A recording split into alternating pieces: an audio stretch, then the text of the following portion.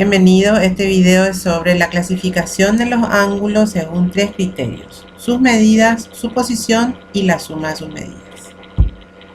La primera clasificación que vamos a ver es según sus medidas. Según sus medidas está el ángulo llamado nulo, que es aquel que mide 0 grados. Luego viene el agudo, que es aquel que mide más de 0 grados y menos de 90 grados. El ángulo recto, que es aquel que mide exactamente 90 grados y se simboliza por un cuadrito que se pone en el vértice indicando que este es un ángulo recto. El ángulo obtuso, que mide más de 90 grados y menos de 180 grados. Luego viene el ángulo llano o extendido, que es aquel que mide exactamente 180 grados y forma una línea recta. Y por último tenemos al ángulo completo o ángulo giro, que es aquel que mide 360 grados. Y normalmente a los ángulos que están entre 180 y 360 grados normalmente no se los nombra de una forma particular. La clasificación de ángulos según su posición sería la segundo tipo de clasificación que vamos a ver. Existen los ángulos llamados ángulos consecutivos, que son aquellos ángulos que tienen la particularidad de tener un lado en común y un vértice en común. Luego están los ángulos llamados ángulos adyacentes, que por lo que ven aquí en la gráfica también son ángulos consecutivos porque tienen un lado en común y un vértice en común, pero la diferencia que tienen es que esos dos lados no comunes forman una línea recta.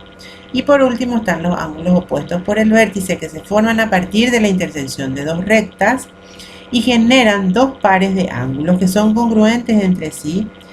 ¿Qué quiere decir congruentes entre sí? Que estos dos pares de ángulos miden lo mismo.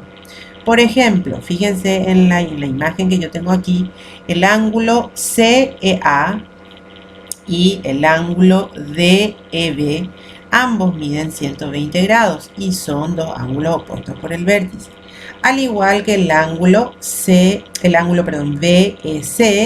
y el ángulo AED también son ángulos opuestos por el vértice y según esta gráfica ambos miden 60 grados, por lo tanto son congruentes.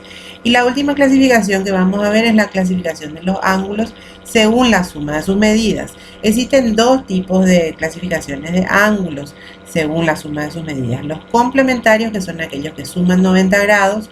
Aquí en la gráfica podemos ver que estos son dos ángulos que uno mide 30, el otro mide 60.